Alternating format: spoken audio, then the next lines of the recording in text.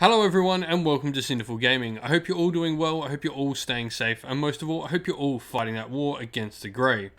Today's video, we have a Start Collecting Warhammer 40,000 video for you, and today we're going to be looking at the Necrons Combat Patrol box set. So this is a box set that gets us a bunch of these ancient dynastic warriors from far, far before the time of man in the galaxy rose to power, and we're going to get a bunch of different miniatures that we can use to start off our force. Today's video, we're going to look at how we can use the contents of this box to start off a Necron army in Warhammer 40,000, and we'll take a look at all the contents of the box and then look at units we can then expand with later into different ways for the box set. Finally, we'll finish off the video with a little sample army list for you all to have a look at and either take some ideas of ours or build your own list in any way you see fit, using ours maybe as just a little bit of inspiration or insight. With that said though, let's look at what we get inside this box, and the first thing we get is we get a Necron Overlord model with a Resurrection Orb. So he's got a couple of cool things. First of all, he's got the Resurrection Orb, which is probably the main thing on this Necron Overlord. So once per battle in your command phase, the bearer can use its Resurrection Orb. If it does so, select one friendly Dynasty unit within 6 inches of the bearer that is not at its starting strength and has not had its reanimation protocols enacted this phase. That unit's reanimation protocols are enacted and every destroyed model in that unit begins to reassemble. Really cool. This can keep our units in the fight longer. A heavily decimated unit that's not been completely wiped out stays alive and gets back up, back at full strength thanks to this amazing little artifact. Then in the box set we get a dual kit of Necron Immortals and Death Marks. So first of all, Necron Immortals, they are our more elite troops choice for the army. They've got their more heavier guns than the regular Necron Warrior and generally pack out a little bit more heat. They've in 5 model squads rather than the 10 as a bare minimum, so you can sort of see the difference. You got Necron model warriors which are much more, abundant and generally lesser sort of troops, but you've got your Necron Immortals who are going to pack out more. Remembering that we're looking at units that are going to work well with that Overlord as well, that the Immortals won't get the most out of this unless they're in a full 10 model squad. The kit is a dual kit and can be built as Death Marks, which are Necron Sniper models. Sniper models are really fun. They've got some cool abilities on the Death Marks which make them really fun to play around with. They're synaptic disintegrators, so each time you select a target for this weapon, you can ignore the lookout serve rule, and each time an attack is made with this weapon, the unmodified wound roll of 6 inflicts 1 mortal wound in addition to any normal damage. So pretty good character hunters. We then have our Tomb Blades, which are pretty much Necron jet bikes.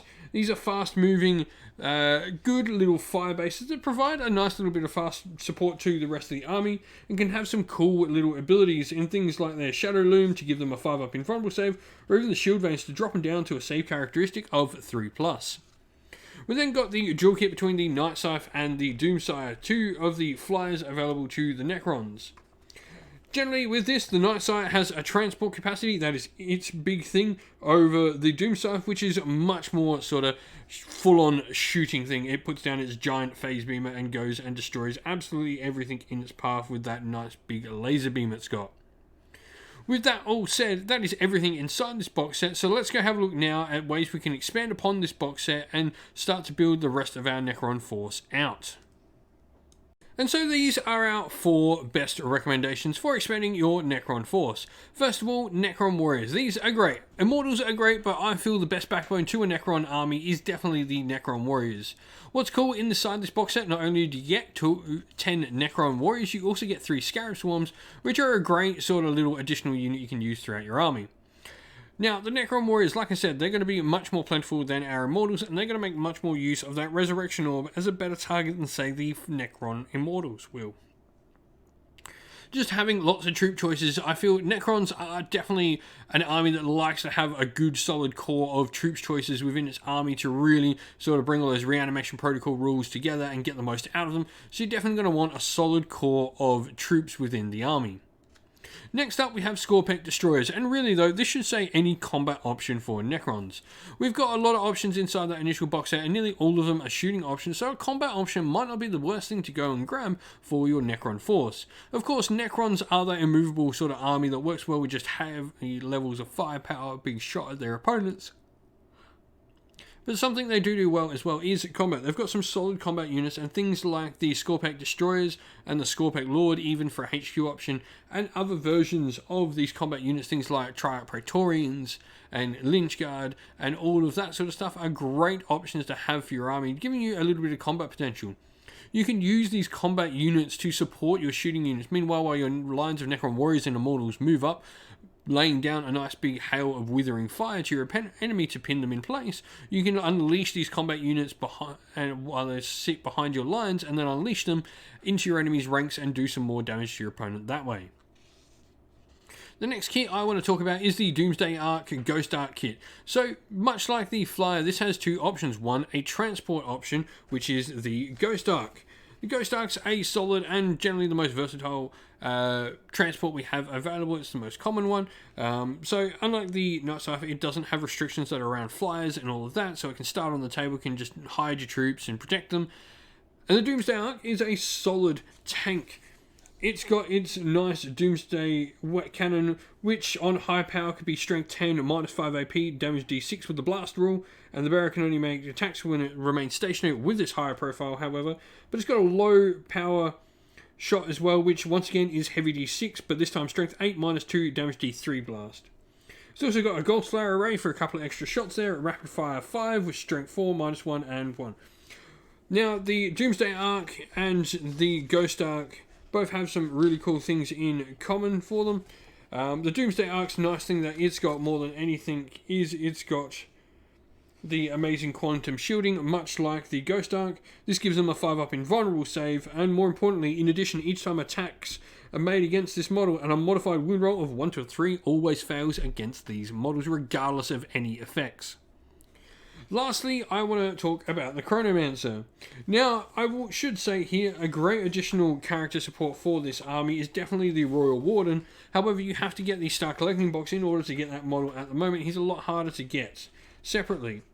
So, I would suggest, if that's not something you've got the cash or want to try and spend your way or find one on eBay potentially, check out the Chronomancer. So he's got the Chronometron, which is a cool ability. So in your command phase, you can select one friendly dynasty unit within 9 inch. Till the start of your next command phase, you can reroll charge rolls to that unit and give them a 5-up save. This works really well as a backline sort of hero, working well with our combat units, which can jump forward out of our shooting lines and go into the opponent. Really solid ability there, and he's a good support piece for those combat units in otherwise a shooting heavy army. Alrighty, and so here we have our little sample army list for our Necrons. So we've gone with making our own custom dynastic tradition, or rather our own dynastic code, and so our tradition is going to be Unyielding. Unyielding is going to give all models with this dynastic code a 6-up invulnerable save. We've then got the Circumstance of Awakening. We've gone for Relentlessly Expansionist. At the start of the first battle round, before the first turn, units with this code can make a normal move of up to 6 inch. This just gives us some great pre-game ability, and if we did end up deploying second and we're not going to get the first turn, gives us the ability to either A, move out of cover, or B, move into cover. So either to stop our opponent being able to target us as well, or being able to target our opponents better. Other than that, let's go into the actual army list itself. We've got a Necron Overlord who's going to be our Warlord, and he's got the Warlord trait, Thrall of the Silent King. So, Thrall of the Silent King, what is this Warlord trait going to give us? So, Thrall of the Silent King, we get to add 3 inch to the range of this Warlord's abilities to a maximum of 9. In addition, when this Warlord uses My Will Be Done, the Lord's Will, or Adaptive Strategy abilities, you can select one of the friendly Dynastic Core unit within 12 inch of this Warlord instead of 9. So it just buffs up all our abilities to get that extra range, which is really nice, just allows us to, be more openly deployed in the game.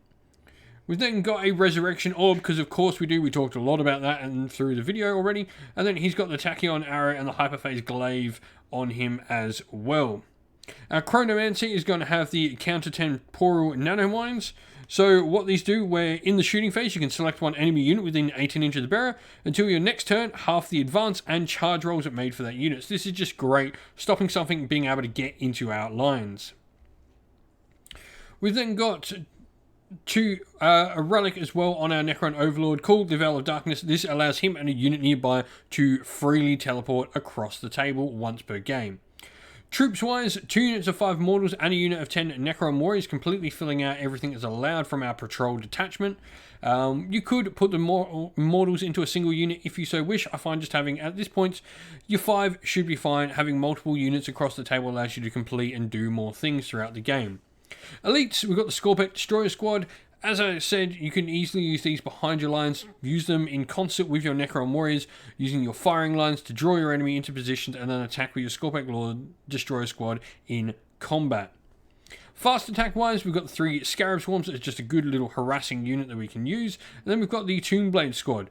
We've gone for Shadow Looms and Shield Veins on all of our Toon Blades. This gives them a 3-up save and a 5-up invulnerable. But then we've got a Particle Beamer on one and 2 Twin Gorn Blasters on the others. The reason for this, we were like 5 points short on getting all of them with Twin Gulps Blasters. Our flyer rounds out the list with a Doomsday, taking this list to just shy of the 1,000 point mark, in fact a point shy of 1,000 points. A great starting size force for your Necrons. If you've been playing with Necrons in Warhammer 40,000, let us know in the comments below how you would build upon the Combat Patrol box set and how you would change up the list and what you would do with that box set. Well, that's the end of the video. Thank you all for watching. Please don't forget to leave a like and subscribe to the channel if you haven't already. Also, while you're at it, if you'd like to come chat more with me and other members of our fine community here at Sinful Gaming, you can do so by following the link in the description of the video to our Discord server. You can come chat with all of us. Also, if you'd like to help support the channel in another way, you can do so either by Patreon or YouTube members. Both of these greatly help the channel and continue to allow us to do what we are doing. We'd like to give a shout out to everyone who has done such, so a special shout out to our patrons: Christian Weir, James Soren, Greenskins Gaming, AJC, Kenny Lull, Outer and Shot First, Andrew Bowen, Nathan Fee, The Rising Ape, Q Dynamic, Agu, Anthony B, Anton Nielsen, JJ Austrian, Average Wargamer, Domir, and Mark Harvey. And a special shout out to our YouTube members as well: Green Roots Gaming, Kenton Young, Steve T, The Real Zio, Chris Wallace, Ronya, Vinny, Lockloric, The Johnny84, David Ellsworth, Revenar, and Wolfric Nick. Lastly, a special shout out to our amazing helpers on the channel. First of all, Lady Witchvox Art, who does all the amazing artwork for the channel, and to Xmorphic as well, who does all the amazing background work for our Discord server. Thank you both very, very much. That's it for the video though. Please don't forget to leave a like and subscribe once again. Stay safe everyone, stay well, and most of all, keep fighting that war against the grey. Ciao for now.